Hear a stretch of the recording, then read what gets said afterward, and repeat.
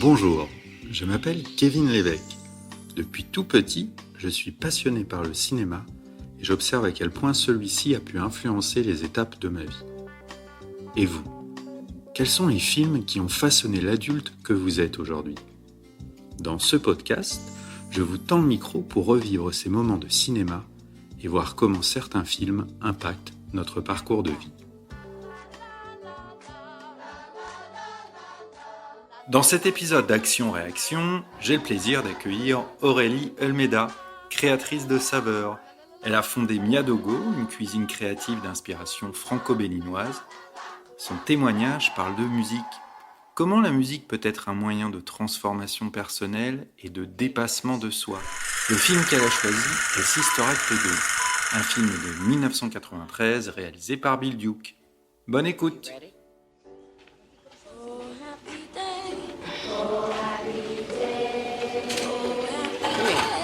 Eh bien, on a le plaisir aujourd'hui d'accueillir Aurélie d'Almeda, qui était avec nous, traiteur événementiel avec une cuisine franco-béninoise. On est au café La Belle Gabrielle, on boit le Vincennes, un environnement chouette. Aurélie, bonjour. Bonjour Kevin. Merci d'avoir répondu positivement à ce podcast audio qui parle d'émotions, de cinéma. Et je suis très content que tu aies répondu à cet appel parce que là, on a un super film. Donc, je suis ravi que tu aies choisi aujourd'hui. Mais juste avant d'en parler, est-ce que tu peux nous dire 2-3 mots sur toi, d'où tu viens, et nous parler de ton activité en tant que traiteur, cuisinière, on peut dire aussi. Exactement. Alors, je suis Aurélie d'Almeda, comme tu l'as mentionné. Je suis une Parisienne. Enfin, j'ai grandi à Paris. Aujourd'hui, je vis dans le Val-de-Marne. Après un premier parcours en tant que juriste d'entreprise, j'ai créé il y a quelques années mon service traiteur. Donc, je suis la fondatrice de Miadogo, qui propose une cuisine créative d'inspiration franco-béninoise. Donc, mon souhait au travers de cette activité, c'est vraiment de vous proposer des moments de dégustation exceptionnels, en puisant dans le terroir béninois qui est complètement méconnu. Donc je vous fais découvrir des produits travaillés sous une manière originale, inventive, tels que le gombo, le manioc, le bauman, l'ananas, pain de sucre, IGP. Enfin, il y a vraiment plein de produits à vous faire découvrir pour vous faire vivre des voyages, des traversées inattendues et tout aussi savoureuses. Ça nous donne envie de goûter, de manger ça. Alors, le Bénin, ce que tu as vécu là-bas, qu'est-ce qui t'emmène en lien avec le Bénin ? Alors, le Bénin, c'est mon pays d'origine, Ouais. c'est mon socle. Je suis née à Paris, mais j'ai, au cours de mon enfance, fait des voyages pendant les grandes vacances très régulièrement au Bénin. Et j'ai toujours été très attachée à mes racines, toujours été très attachée à mon histoire, tout simplement, et donc très attachée au Bénin depuis l'enfance. Tes deux parents sont du Bénin ? Mes deux parents sont du Bénin. Mon père est né au Sénégal, ma mère est née au Bénin, mais les deux sont effectivement du Bénin. On a donc un film, c'est le film que tu m'as partagé, un film qui a pu transformer, modifier ou influencer ta vie. Et le choix de ce film, c'est Sister Act 2. Oui. Sister Act 2, un film qui est sorti en 1993, une année après le premier, Ouais. et qui nous envoie, là, cette fois-ci, avec le monde du gospel, d'une chorale, avec Whoopi Goldberg, avec également Maggie Smith, qui va jouer le rôle de la mère supérieure, et la révélation d'une artiste, c'est Lauryn Hill. Oui. Qu'on découvre là et qui après va monter les Fujis et tout ça. Donc un film qui va vraiment impacter une communauté, étant la révélation et tout ça. Qu'est-ce qui t'a amené à choisir Sister Act 2 ? Tu as quel âge déjà, le contexte ? Tu le découvres quand ce film ? Je suis adolescente, je suis au collège, je dois avoir Ouais. 12 ans lorsque je découvre ce film. D'accord. Je ne peux même pas te dire le nombre de fois que je l'ai regardé en boucle. Et donc, en fait, j'ai mis des mots dessus peut-être après, mais en tout cas, concrètement, au moment où je le regarde, c'est clairement un film qui m'a porté, c'est clairement un film qui m'a éduqué, et c'est clairement un film qui m'a façonné. Tu te souviens de la première fois que tu l'as vu? C'est en cassette vidéo? Oui, t'es au je cinéma, pense que c'était. Non, je pense que c'était chez toi, chez chez moi. des amis, chez toi? Ouais, je pense que j'étais à la maison. Peut-être avec une amie, peut-être chez une amie. Je ne sais plus. C'était soit l'un, soit l'autre. Et donc, je regarde ce film et en fait, il y a plein de valeurs qui sont véhiculées. Il y a plein de portes qui sont hyper précieuses, qui sont en fait mises en valeur au travers de ce film. Et comme je te dis, je l'ai choisi parce que c'est clairement un film qui m'a portée, qui m'a encouragée, qui m'a forgée en tant qu'enfant ou en tant qu'adolescente. Tu parles de valeurs. Est-ce qu'il y en a une ou deux là spontanément qui te viennent? Il y en a beaucoup, mais là, la première qui me vient, ça va être la persévérance, le travail, l'investissement. Et en tant qu'adulte, en fait, le cadre, la structure, le socle qu'on peut apporter aux générations qui nous suivent, en fait. Et le personnage de Sœur Marie-Clarence, c'est pour moi exactement ce qu'elle apporte en fait à cette classe de musique. On voit dans le film que les tout débuts sont un peu houleux, un peu, comment dirais-je, pas très fluides, un peu en opposition, enfin c'est pas évident. Mais au travers de sa personnalité et au travers de la manière dont elle appréhende sa propre pédagogie, eh bien, elle arrive à former quelque chose de très grand, quelque chose d'immense. Et donc on suit en fait tout ce parcours, toute cette évolution au fil de la progression du film. Et c'est très grand et très beau pour moi. Et ça a été très très porteur. Sœur Marie-Clarence, qui est jouée par Whoopi Goldberg, Exactement. Dolores, voilà, dans son personnage, très différent du premier où elle doit être cachée, elle échappe à un univers plutôt, on va dire, toxique. Et là, on la voit dans une forme de pédagogie, de douceur dans ce deuxième film, qui est complètement résilient par rapport au premier. Qu'est-ce qui te touche, toi, dans ce film? Alors moi, c'est au travers du personnage de Rita. Donc Rita qui a cette âme, cette fibre... Jouée par Lauryn Hill, ouais. Voilà, jouée par Lauryn Hill. C'est une artiste, c'est une chanteuse, elle a une voix merveilleuse. On sent que c'est quelque chose qui l'habite très fortement, mais elle est en opposition avec sa mère qui ne veut pas qu'elle suive un parcours artistique parce qu'elle a peur, tout simplement. Elle a peur pour sa fille. Elle veut pour sa fille un parcours plus rassurant, plus certain, et donc elle l'encourage tout simplement à suivre la voie d'études. Et elle dira plusieurs fois que la musique, ce n'est pas un métier, ça ne paye pas les factures, et ça, voilà, c'est pas ce qu'elle veut pour sa fille. Et donc, on voit au cours de plusieurs scènes cette opposition entre la mère et la fille. Lauryn Hill, Rita qui renonce à participer à cette chorale formée par Sœur Marie-Clarence, elle y revient, elle y vient, elle en part, elle y revient, jusqu'à la scène finale en fait où elle décide de suivre sa voie, de suivre son cœur, de suivre cette voix intérieure, de suivre cet appel, parce qu'en fait elle peut pas faire autrement. Elle se sent appelée et elle décide de suivre cet appel. Et donc et de pas écouter sa mère en fait. Et je trouve que c'est aussi très très important parce que c'est elle qui est dans son corps, c'est elle qui sait ce qu'elle ressent et à quelle intensité. Et les parents, on peut parfois les écouter, mais parfois les écouter, ça ne nous sert pas. C'est pas dans cette voie qu'on doit aller en fait. Donc, c'est un lien que tu as aussi avec ta relation avec ta mère? Je pense que quelque part, effectivement, peut-être que ça peut aussi faire écho à certains chapitres de ma vie dans mon lien avec ma mère, où on n'était pas forcément en accord, mais moi j'ai besoin de vivre ma vie. C'est vrai que c'est quelque chose qui est présent très nettement dans mon caractère depuis que je suis au lycée, au collège.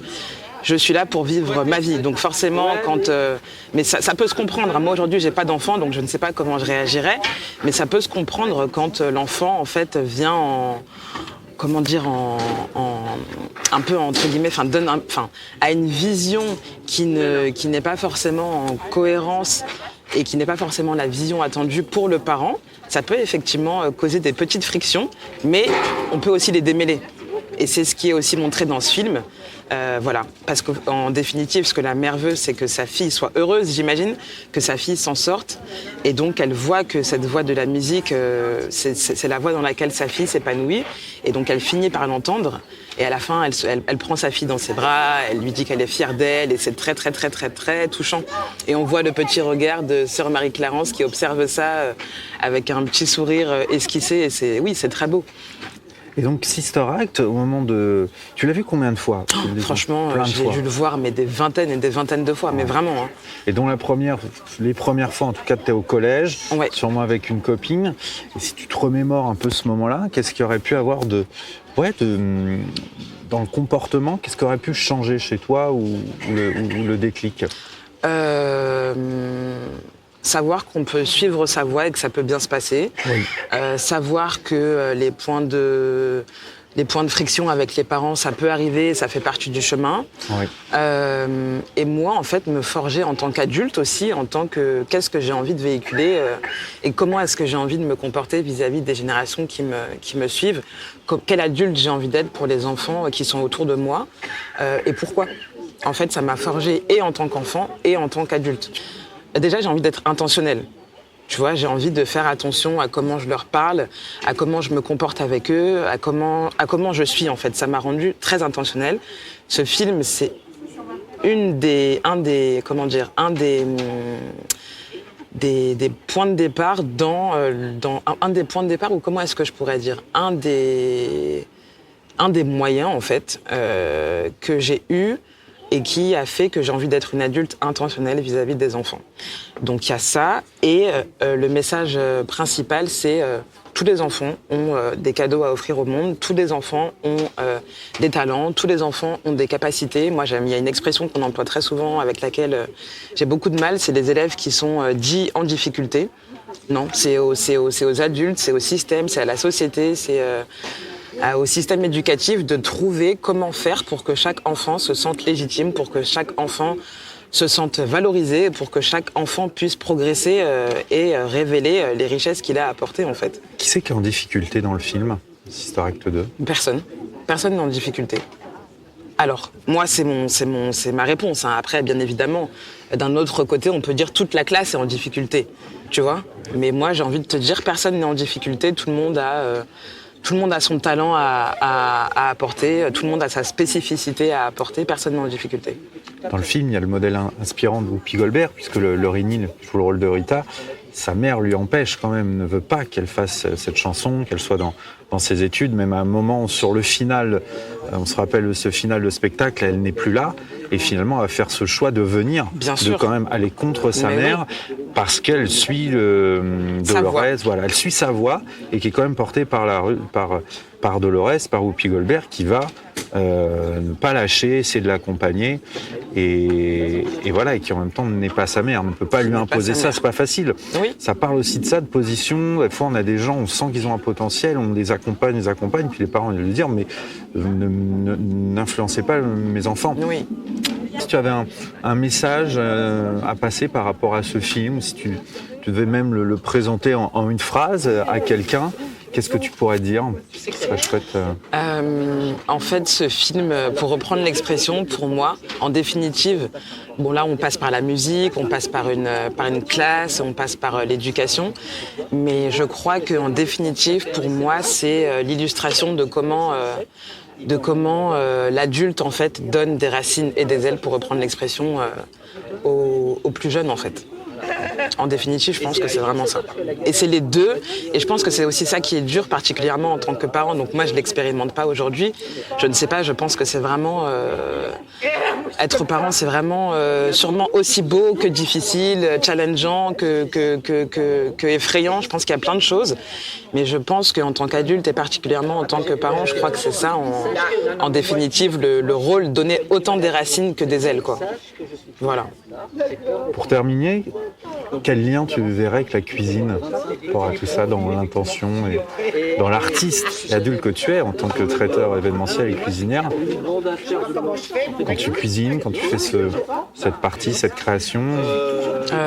Je pense que c'est aussi peut-être la force, en fait, qu'il y a dans le processus de création, la force, la puissance, en fait, au travers de Rita, au travers du personnage de Rita, c'est-à-dire qu'en fait, elle peut pas s'en empêcher.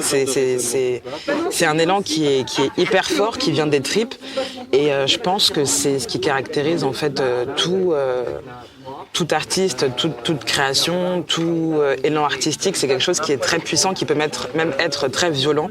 Moi, il y a un artiste, alors mince, parce que j'oublie son nom, je ne sais même plus de quel pays il est. Attends, je vais rechercher quand même pour mentionner parce que prends le temps, ouais. C'est hyper important. Mais en tout cas, je suis tombée sur une de ces phrases qui m'a tellement frappée et tellement parlé. Et où donc cet artiste nous dit qu'il a dû choisir entre tuer des gens et faire de l'art. Et en fait, moi, cette phrase, elle me parle trop parce que, en fait, on sent toute la puissance, toute la violence qu'il y a dans l'acte de créer. Et toute la force que ça a, en fait. En fait, on vit des choses, elles nous procurent des émotions, et c'est restitué par l'art qu'on propose. Et en fait, cette phrase-là, en fait, elle porte en elle toute la force, toute la puissance qu'a en fait le fait de créer. Et ça me parle énormément. Ça peut être effectivement très violent, mais dans le sens où il y a une énorme sensibilité, il y a une histoire qui est derrière, il y a aussi toute la force toute la force de ce qu'on a pu vivre en fait, qui fait que effectivement, soit on tue des gens, soit on crée en fait. Ça me parle vraiment. Ça me parle vraiment. Il faut quand même qu'on cite la musique que porte ce film, et notamment au Happy Day. Au Happy Day, qui au début du XXe siècle va être chanté à l'église, qui va être porté aussi par le gospel et qui va être un tube en 67. Une musique dans ce film qui est aussi un moyen de transformation personnelle, en dépassement de soi, ce dont on parle là-dedans, c'est l'importance de suivre sa passion dont tu parlais pour trouver sa voie dans la vie. Oui. Et c'est vraiment les axes que vont porter ce film. Mais le moment où il chante Happy Day, ça va être aussi le gospel qui va, à un moment, début des années comme ça, 90, être marqué par ce film, et ça va valoriser tout ça. Les inscriptions à la rentrée 93-94 pour le gospel explosent, ouais. Et c'est quand même très chouette. Mais c'est aussi ça qui est intéressant dans le film, c'est qu'il y a plein de références historiques, culturelles, artistiques, que ce soit dans les chanteuses. On parle de Diana Ross, des Suprêmes. Elle lui recommande aussi un livre à lire au travers du personnage de comment il s'appelle, Amal, je crois, ou Jamal. Il y a aussi toute cette tout cet héritage en fait qu'un Afro-Américain peut revendiquer, tout cet attachement aussi qu'il peut porter à ses racines africaines, et c'est mis aussi en valeur au travers du film, et c'est hyper intéressant. La reprise, c'était The Edwin Hawkins Singers et Dorothy Combs Morrison, cherché qui en 1967 va être un succès international avec plus de 7 millions de disques vendus dans le monde. En tout cas, si vous n'avez jamais vu Sister Act 2, courez le voir. Courez le voir, voilà. De toute urgence, obligatoirement. Médiathèque, vous pouvez le trouver. Aurélie, merci. Avec un grand plaisir, Kevin. C'était un plaisir d'avoir cet échange aujourd'hui avec toi. C'est partagé. Voilà. Et puis, Happy Day alors. Happy Day.